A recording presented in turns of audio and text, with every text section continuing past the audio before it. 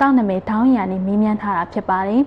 အမေးမှရင်နားလေပြပါဆရာနတ်ကိုယုံကြည်လွန်းရတော့မဟုတ်ပါသူ့ကြောင့်စီးပွားတိုးတက်ခဲ့ရသည်များလည်းရှိပါတယ်ယခုခေတ်ကာလစီးပွားရေးကျဆင်းနေတဲ့အချိန်မှာ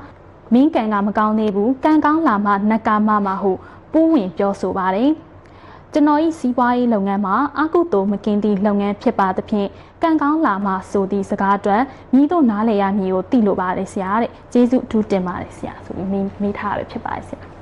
နတ်မလာနဲ့ပတ်သက်ပြီးတော့ဘယ်လိုနှလုံးသွင်းရမလဲဆိုတဲ့ဟာလေးအမေးတာနော်ကျွန်တော်တူတူပဲပြောပါမယ်စီးပွားတက်အောင်နတ်ကမနိုင်တယ်လို့ဆိုရင်စီးပွားမကြအောင်လည်းနတ်ကပြန်ထိန်းထားပေးနိုင်ရလိမ့်မယ်မတော့မနိုင်သေးတာပဲဗျာဒီထိန်းတာကိုထိန်းထားပေးနိုင်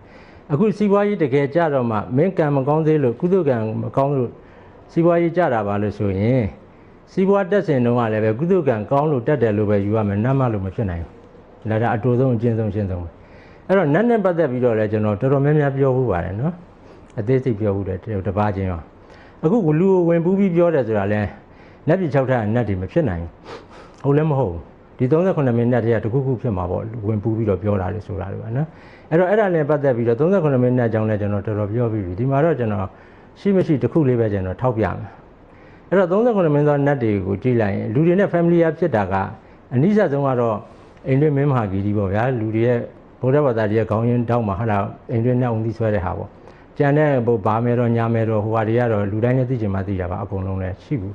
အိမ်မှာရှိနိုင်တဲ့အများဆုံးဟာအဲ့ဒါပဲအိန္ဒိမင်းမဟာဂီရီပေါ့နော်အဲ့တော့အဲ့ဒီအကြောင်းလေးကျွန်တော်ရှိမရှိတစ်ခုပြောရင်ကျန်တဲ့နတ်တွေအကုန်ပါဝင်ပြီးသားပဲ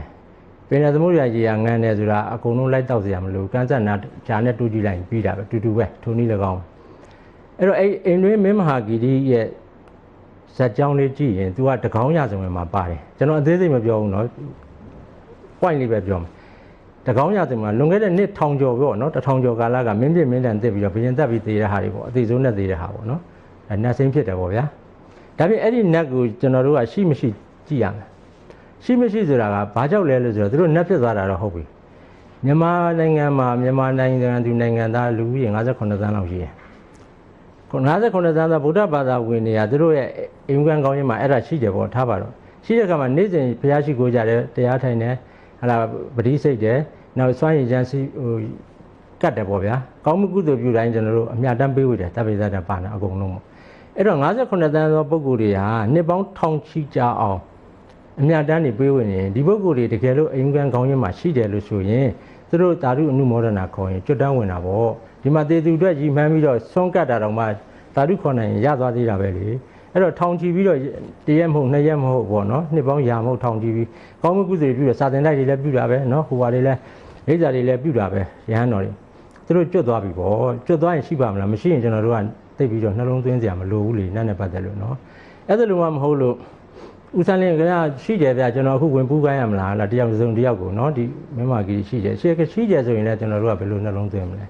ဒီလောက်နှစ်ပေါင်းထောင်ချီကြာအောင်ကောင်းမှုကုသိုလ်တွေ58သန်းသောပုဂ္ဂိုလ်တွေဒီလောက်နေရောညာရောလုပ်လို့ကောင်းမှုကုသိုလ်တွေပေးလို့အမြတ်တမ်းပေးဝေနိုင်ဘူးတာရုမခေါ်နိုင်ဘူးဆိုရင်ခေါ်ပြန်တော့လည်းမကျွတ်ဘူးလို့ဆိုရင်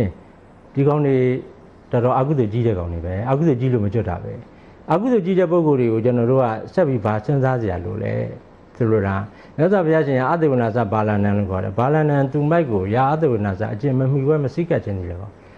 ဘာလပန္တိတသုံးမှာသူမိုက်ဒီဘေးရန်ကြီးအန္တရာယ်ရှိပူဆွေးမှုရှိတဲ့ဒုစင်တိတစိန်တိဒုပါတိတဘာတိဒုက္ခရတကမ္မကာရီသူမိုက်မှာလက္ခဏာ3ပါးရှိတယ်ကြံစီလိုက်မှဖြစ်မဟုတ်တာကြီးပဲပြောလိုက်မှဖြစ်တလွဲပဲလုံးလိုက်ရင်ဖြစ်တခြားပဲပေါ့နော်အဲ့တော့အဲ့လိုနှစ်ချက်နဲ့ကြည့်လိုက်ရင်ရှိမရှိဘူးဆိုရင်လည်းပဲဘာမှထားကြမလို့နှလုံးသွင်းကြမလို့သူတို့နဲ့ပတ်သက်ကြမလို့ဘူးပေါ့ကံဉာဏ်ဝိရိယရှိတာပဲနော်ပြောဘုရားဟောတာလားရှိတယ်ဆိုရင်လည်းအကုသိုလ်ဒီလောက်ကြီးနေတဲ့ပုဂ္ဂိုလ်တွေနဲ့ဘာဆက်ဆံစရာလိုလဲနှလုံးသွင်းစရာလိုလဲဒါကြောင့်ဒီအဖြေကိုကျွန်တော်ကခုနပြောတာစီးပွားတက်အောင်အဲ့ဒီနတ်မနိုင်တယ်လို့ဆိုရင်စီးပွားမကြအောင်လည်းသူပြန်ထိမ့်ပေးနိုင်ရမယ်အခုစီးပွားကြတော့မှကုသကံမကောင်းလို့မနိုင်ဘူးဟာအခုချိန်မှာဖြစ်တယ်လို့ဆိုရင်စီးပွားတက်စင်တော့ကလည်းကုသကံကောင်းလို့တက်တာပဲဖြစ်မယ်သူမလို့မဖြစ်ဘူးလို့ဒါလွယ်လွယ်လေးပဲကျွန်တော်နော်အကျဉ်းချုပ်ဒီလိုလေးပဲဖြေကြရပါတယ်